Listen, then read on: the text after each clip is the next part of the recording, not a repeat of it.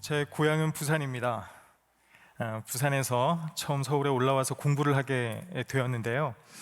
공부를 시작한 지 얼마 되지 않아서 집으로부터 연락이 왔습니다. 아버지 사업이 힘들어졌고 더 이상 서울에서 공부하기가 힘들다, 내려와서 우리 가족들이 지금의 어려움을 이기기 위해서 같이 일을 열심히 좀 해야겠다. 그래서 저는 첫 직장을 얻게 됩니다. 중학교 교사를 하게 됐는데요. 당시에 집에 여러 가지 힘든 일들이 있었고 좀 저에게 과로가 되었었는지 어느 날 갑자기 이 왼쪽에 마비 증상이 오는 거예요. 여러분들, 우리가 보통 몸에 마비 증세가 오면 어디를 의심하죠? 머리를 의심하죠. 그래서 동네 병원에 갔어요. 그 동네 병원에 계신 그 의사 선생님 되게 친절하셨는데 그냥 CT를 좀 찍어 보시더니 아무렇지도 않게 한 2가지 종류의 뇌종양이 의심이 된다는 거예요. 요즘은 의학기술도 발달하고 여러 가지 방법들이 있어서 뇌종양을 잘 치료할 수도 있지만 당시에 그 말은 저에게 굉장한 충격이었습니다. MRI를 찍기 위해서 어머니를 모시고 오라는 거예요. 근데 저희 어머니가 어떤 분이냐면 조그만 교회의 김순덕 권사님이라는 분이세요. 이 김순덕 권사님이라는 분은 아버지의 사업이 망해서 이 단칸방으로 이사를 가도 그 방 안에서 하나님께 하나님 옹기종기 모여 사니 참 좋네요 라고 기도할 정도로 믿음이 대단하신 분이세요. 물론 아버지에게 불평은 열심히 하시지만 하나님께는 그렇게 불평을 안 하시는 분이세요. 그래서 내가 이렇게 이렇게 아플 수 있다, 좀 힘들 수 있다 이야기를 해도 어머니께서는 믿음으로 잘 이기실 줄 알았어요. 당시에 어머니도 공장에서 일을 하고 계셨는데요. 어머니가 퇴근할 때까지 기다렸다가 어머니한테 말씀드렸습니다. 아직 확진이 된 건 아닌데요, 어머니. 그 뇌종양일 수도 있대요. 어머니, 저와 함께 가셔야 될 것 같아요. 병원에 가보셔야 될 것 같아요. 라고 말씀을 드렸더니 저희 어머니가 저를 이렇게 쳐다보셨어요, 한참을. 그리고 제 갈비뼈가 부서지도록 저를 꽉 끌어안으셨습니다. 그 다음부터 하나님 앞에 삿대질을 하기 시작하셨어요. 하나님, 다른 것 다 참아도 이것만은 못 참습니다. 하나님, 다른 것 다 참아도 이것만은 못 참습니다. 하나님, 다른 것 다 참아도 이것만은 못 참습니다. 라고 온몸을 떠시면서 하나님께 울부짖으시는 거예요. 제 몸이 함께 떨렸거든요. 제 마음이 갑자기 편안해지는 거예요. 아, 죽어도 혼자 죽지는 않겠구나 라는 생각이 드는 거죠. 이 어머니는 아들의 불안이 감염되는 걸 두려워하지 않는 분이었어요. 이 어머니는요, 아들의 두려움이 감염되는 걸 두려워하지 않는 분이셨어요. 이 어머니는 어쩌면 아들의 죽음이 감염되는 것도 두려워하지 않는 분이구나 라는 게 느껴지는 거예요. 누군가가 나의 고통이 전염되는 것, 감염되는 걸 두려워하지 않는다면 여러분, 그 가운데 평안을 느낍니다. 나중에 검사 결과 뇌종양이 아닌 뇌의 다른 문제 때문에 제 마비 증세가 온 것이었었는데요. 만약에 어려운 뇌종양이었다 할지라도 저는 그 어머님 때문에 저는 기꺼이 그 고통을 견뎌낼 수 있었을 것 같습니다. 팬데믹을 통해서, 우리 코비드19 이것을 통해서, 이 바이러스를 통해서 우리가 깨닫게 되는 것은 무엇입니까? 우리가 얼마나 감염을 두려워하는가인 것이죠. 우린 감염이 들었습니다. 낯선 사람이 마스크를 벗고 있으면요, 그 사람 옆에 가기가 너무너무 무서워요. 그렇죠? 모르는 사람이 내 몸을 스치고 지나가면 그 사람을 한 번 더 쳐다보게 됩니다.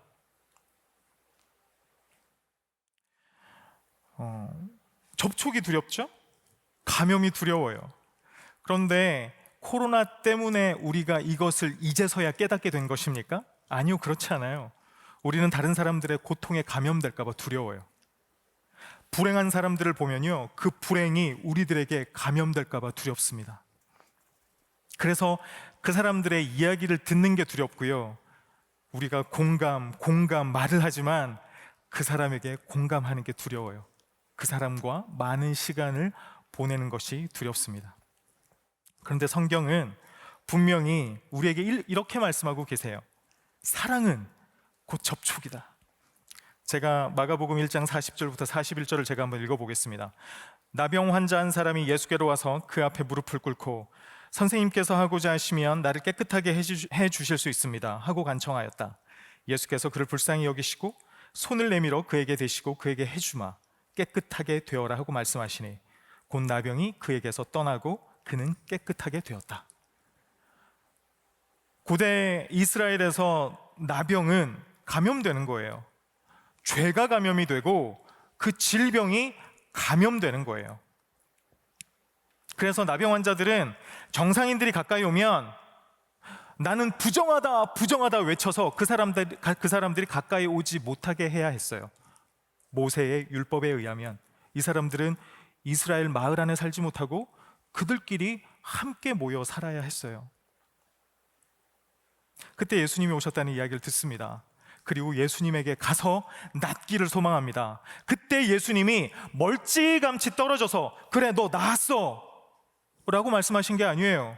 오늘 본문에 보면 예수님께서 유대인들이 전혀 하지 않았던 일을 하십니다. 그의 몸에 손을 대는 거죠. 여러분, 저는 이것이 커다란 메시지라고 생각해요. 예수님이 그 나병 환자와 예수님을 둘러싼 그 허다한 무리를 향해서 말씀하고 계신 거라고 믿습니다. 예수님이 이렇게 말씀하고 계신 거죠. 너희들은 감염이 될까봐 어떤 누구도 이 사람의 친구가 되지 않았다. 어떤 누구도 이 사람의 몸에 손을 대지 않았다. 어떤 누구도 이 사람의 이야기를 들으려 하지 않았다. 내가 지금 이 순간 이 사람 몸에 손을 댔다. 내가 이 사람과 함께 더러워졌고 이 사람의 죄에 감염이 됐다. 이 사람을 버리려거든 나도 버리고, 이 사람을 멀리 하려거든 나도 멀리 해라. 여러분, 이때 어떤 일이 일어납니까? 치유가 일어납니다. 여러분, 우리와 치유와 회복은 언제 일어나죠? 여러분, 접촉할 때 일어나요. 감염을 두려워하지 않고 그 사람과 더불어 함께 할 때 치유가 일어난다는 것입니다. 저는 세상에 딱 두 개의 교회가 있다고 생각을 합니다. 이 온누리 교회가, 여러분들의 교회가 어떤 교회인지 한번 생각해 보세요. 첫 번째 교회는 치유의 능력이 있는 교회입니다. 그 관계 속에서 치유를 경험하는 교회예요. 두 번째 교회는 교회이긴 교회예요. 간판도 교회라고 붙어 있어요. 그런데 어떤 치유의 능력도 없는 교회가 있습니다. 여러분, 치유적인 힘이 있는 교회인지 치유적인 힘이 없는 교회인지 여러분 어떻게 구분할 수 있죠? 여러분, 이걸 잘 구분해야 우리의 삶에 은혜의 기적이 넘쳐요. 어떻게 구분할 수 있습니까? 그것은 이 질문을 통해 구분할 수 있어요. 여러분들에게 은혜는 무엇입니까? 여러분, 치유의 능력이 없는 교회는 은혜를 어떻게 생각하느냐? 예수 그리스도의 십자가의 그 은혜, 구원의 은혜를 어떻게 생각하느냐? 그냥 공짜라고 생각해요. 이건 내가 거저받은 거다. 이건 공짜야. 그래서 하나님의 은혜가 가벼워요. 그래서 마음에 소망이 있는데 딱 한 가지 소망이 있어요. 나에게 구원은 따놓은 당상이야. 나는 언젠가 천국에 가는데? 그러면 내가 해야 하는 것은 딱 한 가지예요. 이 땅을 살아가면서 최대한 행복하게 살아가는 겁니다. 내가 행복하게 살려고 하는데 내가 왜 누군가의 고통에 귀를 기울입니까? 감염될 수 있는 상황에 나를 왜 놓쳐? 그럴 수 없는 거죠.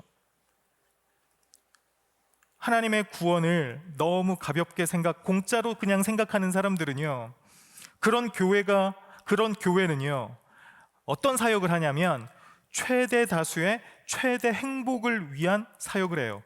되도록 많은 사람들이 행복하도록. 어두운 그늘에서 신음하고 아파하고 몸을 떠는 사람에게 별다른 관심이 없습니다. 치유의 은혜가 넘치는, 치유의 기적이 넘치는 교회는 하나님의 은혜를 단순히 공짜라고 생각하지 않아요. 선물이라고 생각합니다. 그 선물은 대가를 지불한 거예요. 예수 그리스도의 생명이라고 하는 대가를 지불한 거죠. 그래서 그 사랑이 너무너무 무거운 거예요.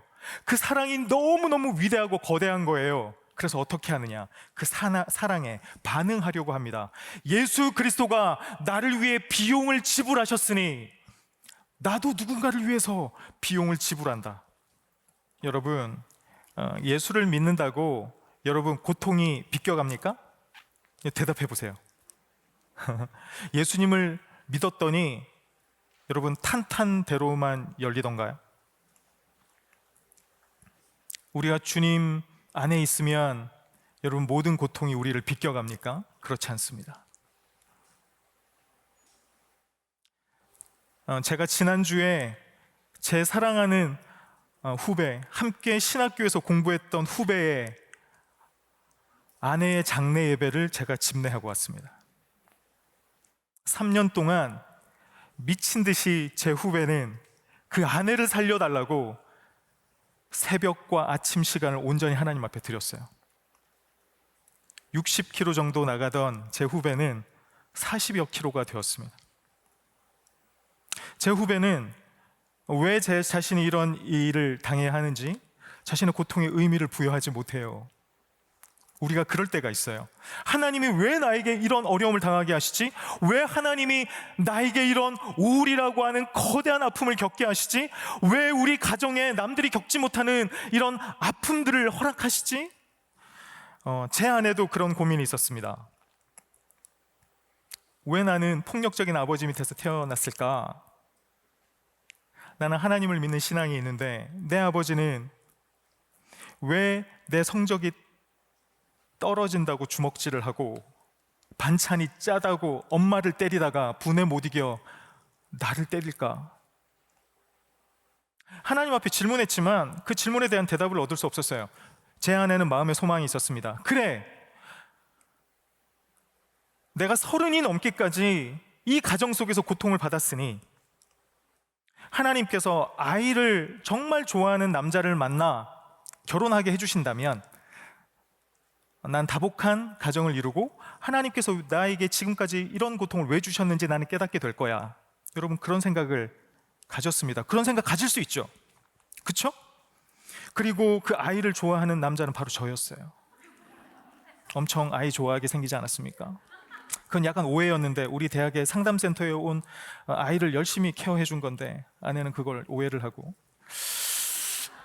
아무튼 그 아내와 결혼을 했습니다. 1년이 지나도 아이는 생기지 않았고 2년이 지나도 3년이 지나도 4년이 지나도 5년이 지나도 아이는 생기지 않았어요. 의사로부터 들었던 마지막 이야기는 의학적으로 할 수 있는 일이 아무것도 없다는 거였어요. 제가 그때 제 아내의 얼굴을 봤습니다. 아, 영혼이 육체에서 다 빠져나가면 저런 얼굴이겠구나. 이제 제 아내는 기댈 데가 없는 거예요. 내가 이것 하나로 온 삶을 버텨왔는데 새로운 가정을 이룰 수가 없는 거예요. 제가 그때 교회에서 목회를 하고 대학원에서 학생들을 가르치고 상담센터에서 상담을 할 때였습니다. 목회를 하니까 아침에 새벽 기도도 가잖아요. 알람이 필요 없어요. 새벽에 짐승처럼 울부짖는 아내의 목소리를 듣고 그냥 깨면 됩니다. 아내는 깊은 우울에 빠졌어요. 제가 상담을 전공했기 때문에 아내가 주요 우울증 장애라는 걸 제가 알았습니다. 정신과 약을 먹기 시작했어요. 우울증 약을. 근데 이후에 다양한 불안증이 찾아왔습니다. 불안의 약이 또 첨가가 됐겠죠. 그럼 그것으로 끝나지 않았어요. 제 아내는 결국 말을 잃었습니다. 실어증에 걸렸거든요.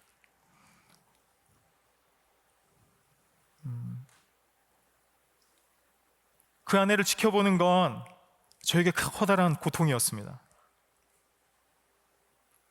겨우 아내를 추스려서 대형마트에 가면 그 수많은 유모차를 보고 쓰러져 버리는 아내를 케어하는 저는 하나님 앞에 늘 질문했어요. 하나님, 저에게 뭘 원하시는 것입니까? 그때 어떤 목사님은 저에게 오셔서 이렇게 말씀하셨습니다. 우원흥 목사, 자네의 영적인 생활을 한번 점검해 보게. 사모에게 어떠한 죄가 있는지 잘 살펴보고 하나님 앞에 회개하게.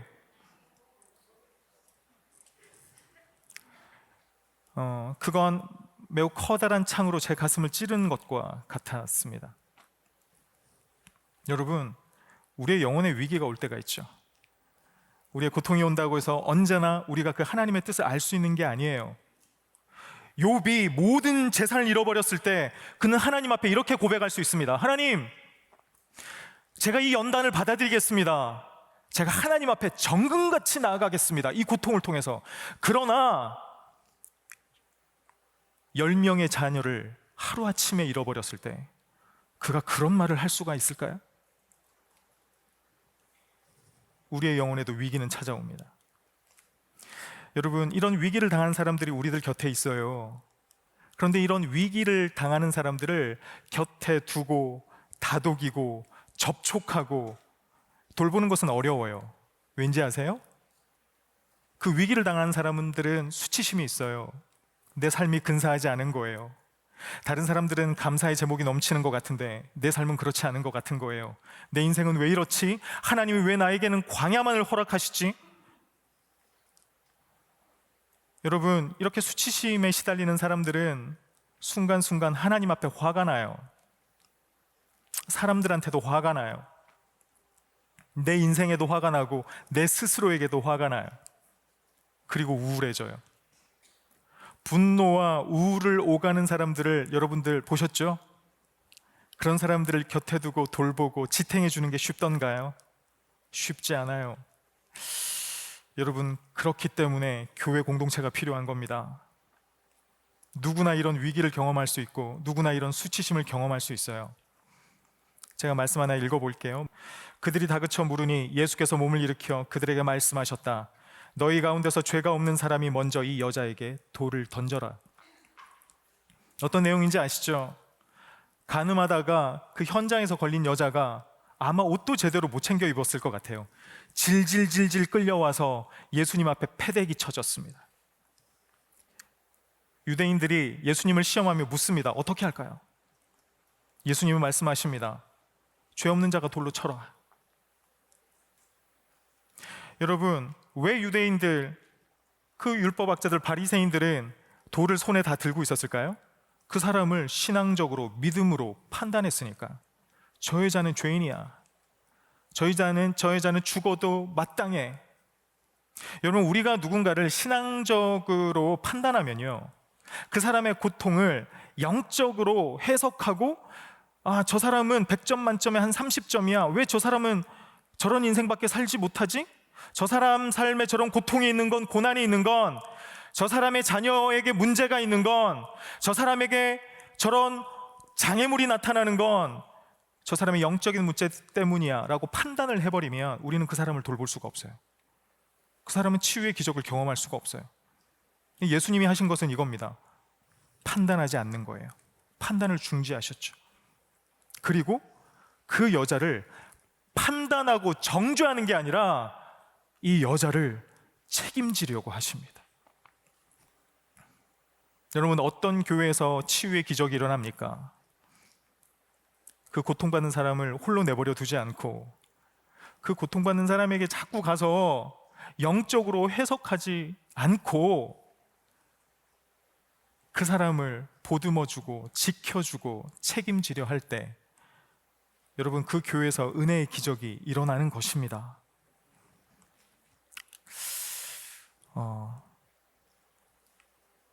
여러분, 지금부터 제가 몇 가지 치유를 만드는 사랑의 비용에 대해서 말씀드리려고 합니다. 치유를 만드는 사랑의 비용. 여러분, 우리가 거대한 하나님의 사랑을 받았잖아요. 예수 그리스도는 십자가 위에서 기꺼이 생명이라는 비용을 지불하시고 그 값비싼 은혜를 우리들에게 허락해 주셨잖아요. 그러면 이제 우리도 예수 그리스도와 함께 그 비용을 지불하는 연습을 한번 해보았으면 좋겠습니다. 이게 쉽지 않아요. 저 사실 우리 성도 여러분들에게 평안을 말하려고 오지 않았습니다. 저 사실 이 코로나 때문에 여러분들 마음이 힘든데 한 번 더 여러분들의 마음을 불편하게 해드리려고 왔어요. 비용 이야기하면 여러분, 뭐야 공짜 아니었어? 막 이런 생각이 들잖아요. 근데 여러분, 우리가 이 비용을 지불할 때 여러분과 여러분의 이웃이 부활의 생명, 치유의 생명을 경험하게 된다는 사실을 여러분 기억하셨으면 좋겠습니다. 어떤 비용을 지불하느냐? 첫 번째가 공감이에요. 너무 많이 들어보셨죠? 근데 이 공감은 정말 어려운 것입니다. 여러분, 이 그림이 어떤 그림인지 아시겠어요? 라파엘로가 그린 그림인데요, 솔로몬의 재판이라고 하는 그림입니다. 지금 저에게 딸이 있어요. 제 딸이 저녁마다 듣고 싶어하는 성경 동화가 바로 이 스토리입니다. 왜 그런지 모르겠어요. 이 성경 스토리는 어떤 거죠? 두 창기가 한 집에서 살았어요. 그 두 창기에게는 둘 다 아이가 있었습니다. 아침에 일어나 보니 한 아이가 죽어 있어요. 서로 살아있는 아이가 자기 아기라고 이야기한 거죠. 그래서 솔로몬 왕 앞에 가서 재판을 받습니다. 그때 솔로몬 왕이 어떻게 이야기하죠? 묘안이 있다.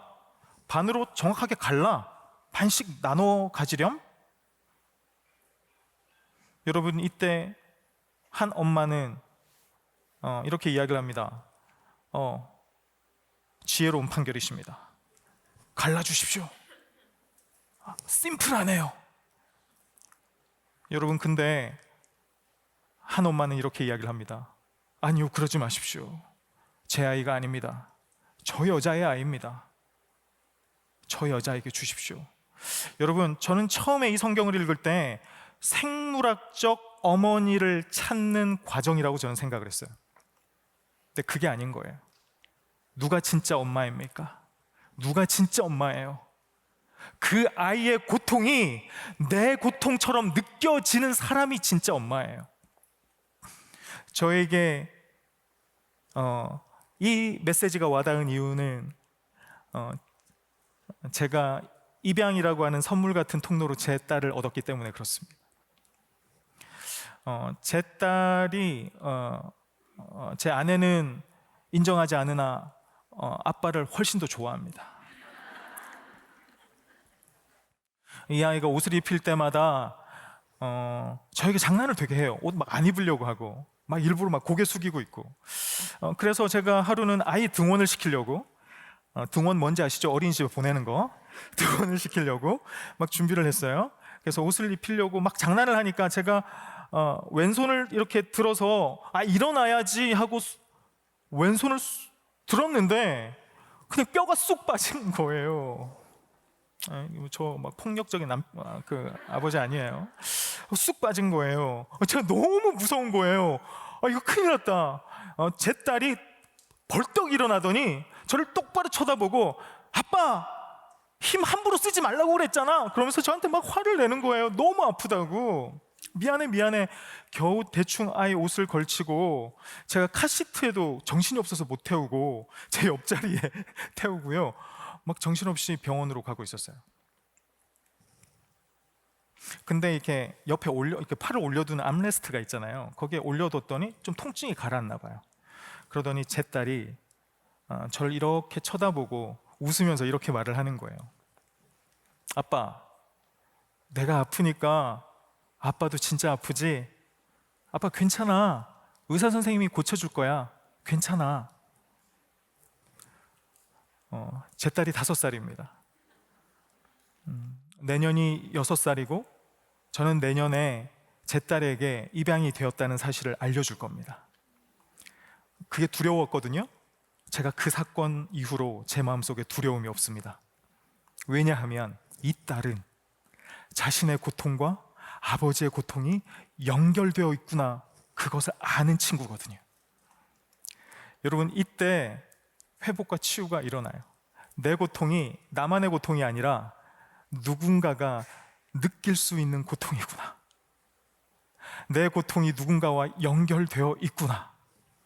여러분, 그러므로 섣부른 영적인 해석을 하지 마십시오.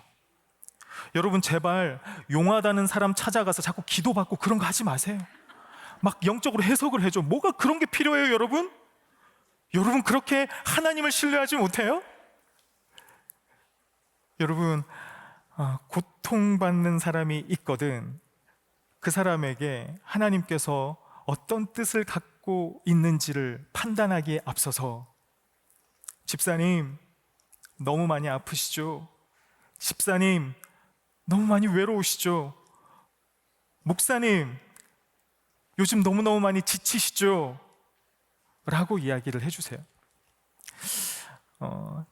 제가 그 상담했던 되게 큰 교회에 어떤 목사님이 계셨어요. 근데 이 목사님이 교회에서 여러 가지 너무 힘든 일이 있었어요. 제가 봐도 너무 견디기 힘든 일들을 경험하셨어요. 그래서 우울증이 찾아와 버린 거예요. 약을 먹기 시작을 했어요. 그런데 교회에 말을 할 수 없다는 거예요. 목사가 우울증 약을 먹으면 사역을 할 수 없다는 거예요. 누가 정한 법입니까? 목사는 아플 수가 없어요. 목사는 슬플 수가 없어요. 저는 이런 이야기도 들었어요. 어떤 담임 목사님이 건강을 유지하기 위해서 헬스클럽에 다니신대요. 그랬더니 장로님들이 찾아와서 왜 그걸 믿음으로 이기지 못하고 운동을 하느냐고 뭐라 그러셨대요. 그게 말이 됩니까? 그게 영적인 판단, 그게 옳아요? 여러분, 섣부른 영적인 해석을 하기에 앞서서 그 사람이 얼마나 아팠는지, 그 사람이 얼마나 힘든지, 얼마나 버려진 느낌인지 그냥 가서 그 마음을 읽어주세요. 공감해 주세요. 장로님, 제가 뭐라고 장로님에게 말씀드려야 될지 모르겠습니다.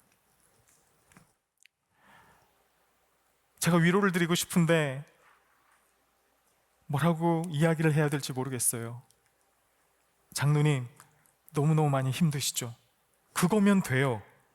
여러분, 그거면 됩니다.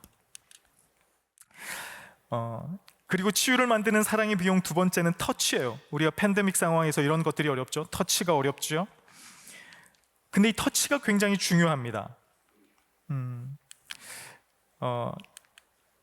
제가 그 아내를 위한 기도를 하고 있을 때, 아내가 가장 안 좋았을 때, 아내 아픔을 회복시켜 달라고, 살려 달라고 기도하고 있을 때, 그런 되게 이상한 목사님들도 있었지만 새벽 기도를 제가 마치기까지 기다리고 계시던 목사님 한 분이 있었어요. 그 예배당 밖에 있었거든요. 그 목사님은 우리가 부르는 많은 찬양을 작곡하신 목사님이에요. 제 그 대학원의 5년 후배인 목사님인데요. 평소에는 저한테도 그냥 목사님 이렇게 불러요. 그런데 제가 기도를 마치고 딱 나가는데 그 후배 목사님 저를 이렇게 보더니 그냥 그날은 형 이렇게 불렀어요. 형, 그러더니 와서 저를 안아주는 거예요. 제가 얼마나 펑펑 울었는지 몰라요. 여러분, 그 목사님이 저를 안아주실 때 그 팔은요, 그리스도의 팔이었어요. 어떤 말도 필요 없었어요. 우리가 누군가를 터치하잖아요. 그러면 우리 뇌 속에 한 가지 신경 전달 물질이 분비가 돼요. 옥시토신이라고 하는 거거든요.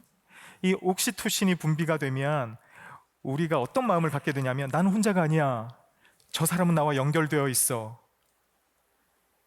하나님이 이런 호르몬을 분비하도록 우리를 만들어 주신 것 같아요.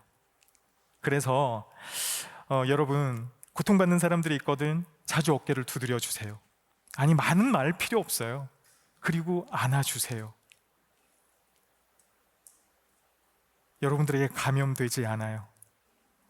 그걸 통해서 여러분 은혜의 기적들을 여러분들이 보시게 될 겁니다. 마지막으로 치유를 만드는 사랑의 비용은 자기 비움이에요. 아내가 그 실어증에서 조금씩 회복되자마자 저에게 한 이야기가 있어요. 여보, 나 한 가지 하고 싶은 일이 있어. 그 베이비 박스에 버려진 아이들이 가서 보살핌을 받는 보육원이 있대. 나 거기서 봉사하면 안 돼? 제가 그러라고 했습니다. 아내 보고 그러라고 한 건데 아내는 저를 데리고 갔어요. 그래서 같이 그 일을, 월요일 하루 쉬는데 그 월요일 꼭 가가지고 제가 봉사를 하기 시작을 했습니다. 아내가 처음에는 이런 생각만 했어요. 왜 나에게 아이가 없을까? 하나님이 나를 향한 어떤 뜻을 가지고 계신 거지? 내 삶은 왜 이런 거지? 나는 앞으로 어떻게 될까? 나에 대한 생각을 많이 했어요. 그런데 그 보육원에 가자마자 그 아이 옷이 좀 작아졌어. 우리 다음에 무슨 옷을 사가면 좋을까? 그 아이를 돌보던 선생님들이 감기에 든 것 같은데 우리 비타민 음료를 어떤 걸 사갈까? 그 아이 신발이 너무 작아졌더라고. 그리고 별로 안 어울리는 것 같아. 우리 요셉이 좀 신발 사러 가자. 아내의 관심이 자기에서 벗어나 그 아이들에게로 옮겨지기 시작을 했어요. 제 아내가 거기서 봉사를 한 지 거의 6개월 만에 모든 약을 끊은 것 같습니다. 여러분, 이게 원리예요. 자기를 비우는 겁니다. 나는 왜 이런 고통이 있지? 왜 이런 아픔이 있지? 내가 어떻게 하면 이걸 회복시킬 수 있을까? 이런 질문을 계속하는 게 아니라 내가 문제가 있고 어려움이 있고 고통이 있지만 오히려 누군가의 고통에 관심을 가지는 거예요. 오히려 누군가의 아픔을 돌보기 시작을 하는 것이죠. 여러분, 이게 여러분 영적인 원리예요. 저는 사실 이 영적인 원리를 제가 이곳에서 배웠습니다. 제가 온누리 교회에서 제가 5년간 사역을 할 때 제가 유년부라는 곳을 제가 담당한 적이 있어요. 그 많은 선생님들이 계셨는데요, 그 선생님들의 삶에 모든 문제가 해결된 게 아니었어요. 풀리지 않는 매듭도 있고 고통스러운 아픔들이 있었어요. 그런데 그 선생님들이 그런 아픔과 고통과 우울과 불안과 더불어 싸우면서도 기꺼이 그 주일날 와서 그 아이들을 돌보고 그 아이를 위해서 씨름하고 기도하고 몸과 마음을 내어주는 거예요. 그들이 고통스러웠지만 그것을 통해서 그 치열한 아픔을 견뎌낼 수 있는 힘이 생겼던 것 같습니다. 우리 사랑하는 우리 온누리 교회 성도 여러분, 제가 말씀드린 이 내용들이 어려운 것들이 하나도 없죠, 그렇죠? 더 전문적인 내용 저도 이야기할 수 있어요. 근데 중요한 것은 여러분, 우리가 단순한 것을 매 순간 하나님 앞에 신실하게 연습하는 것입니다. 오늘 이 강의를 들은 우리 모든 우리 성도님의 삶 가운데, 여러분들의 교회 공동체 가운데 치유의 기적이 넘쳐나기를, 여러분들의 훈련과 연습을 통해 그런 은혜의 기적이 넘쳐나기를 소망하면서 제 강의를 여기서 마치도록 하겠습니다. 감사합니다.